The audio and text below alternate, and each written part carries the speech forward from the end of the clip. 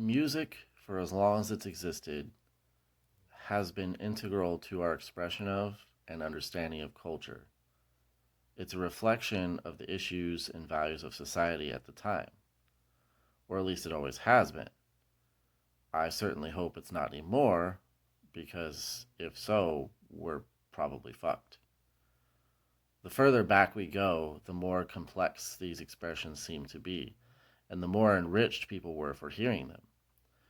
In ancient times, this meant a common person would learn to play an actual instrument or learn to sing, just to tell their tale or sing their sorrows. Now we nab 15 seconds of a commercialized beat to mimic slutty routines on TikTok. And don't get me wrong, slutty is provocative and it gets a dick hard. But that's all.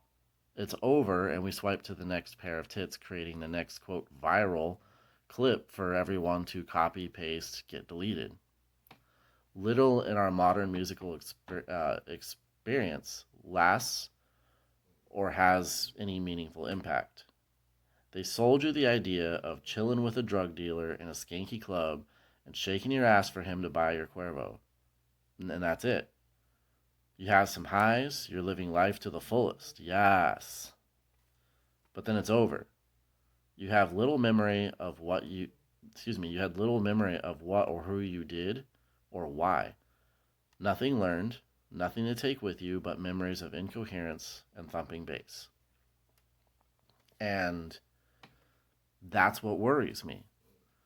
That's why I say if that were to hold today, that music is a reflection of our culture and society at the time, then we're pretty much fucked.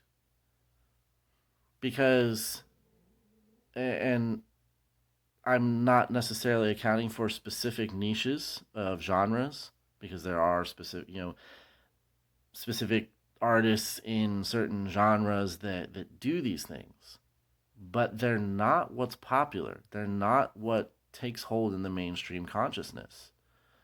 And that's how we've always defined eras and cultures in our society.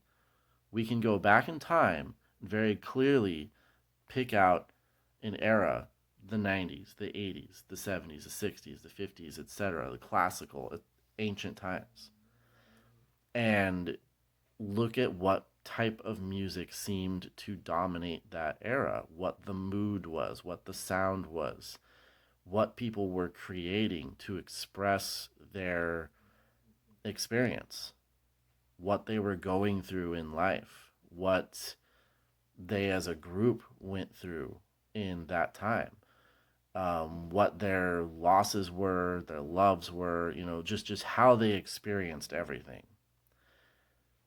Even in the 90s, and I mean the early 2000s, but say the 90s, because this is a pretty good one to pick out, I think. You can look at so many of the mainstream artists. There was a lot of these singer songwriter types and pop rock bands and things of that nature. Um, Take Matchbox 20, Alanis Morissette. Um, I was gonna say Natalie Imbruglia, but she wasn't like crazy popular. But some people would know her.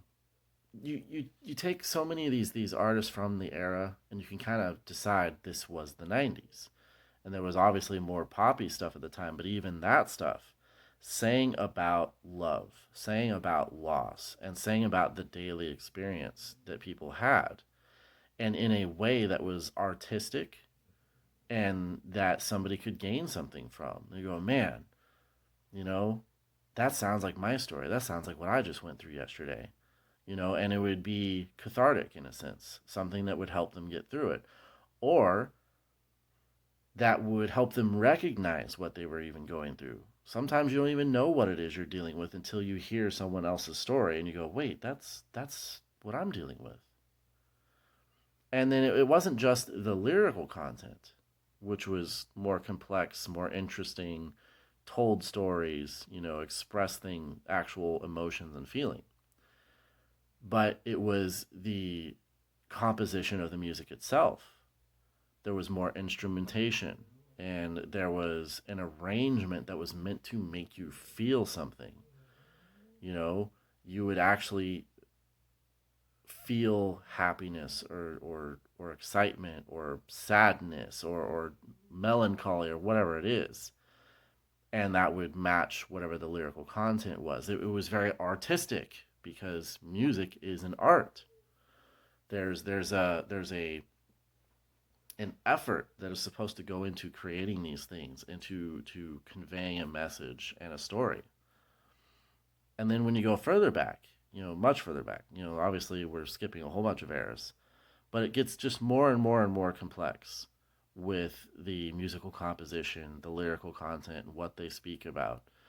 And then you get to, like say you look at ancient times where people would actually, if I wanted to tell my story, I wouldn't sit here and record myself talking on YouTube.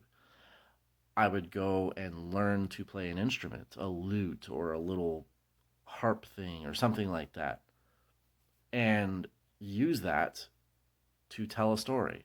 Sit out on the street and sing a song. And then when you talk about like classical music, where there was no like lyrics sung necessarily, I mean, an opera there is. That's very intense. But classical music, very intense.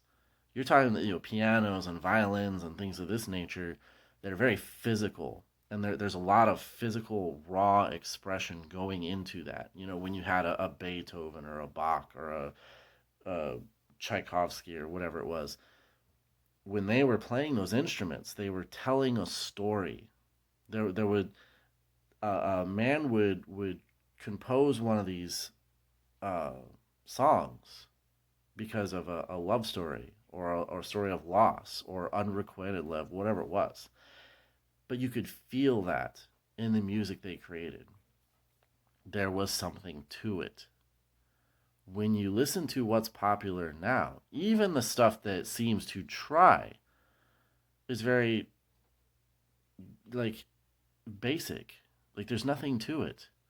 It's recycled catchy little beats and rhymes and tunes and stuff, to sell a feeling. You're no longer expressing a culture and what it's about, and what it went through.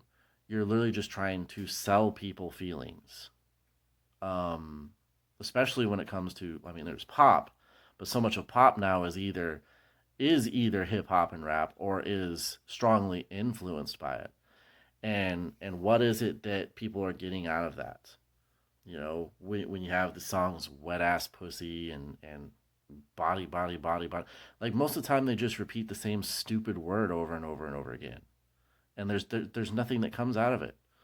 It's just telling you to go to a club, get plastered, and shake your ass for every dude there to see, and maybe get high or something in the process too. Again, what do you get out of this? Nothing. There's nothing you actually take from this. There's no lasting joy to it. There's no true emotion attached to it.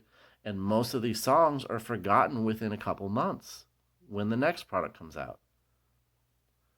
I mean, there's songs out there that people that are teenagers now know from the 60s, the 70s, the 80s, and they know the words to them because they lasted, because they actually had an emotional impact. They meant something, and they were a reflection of what was being, what was popular at the time, and what people thought.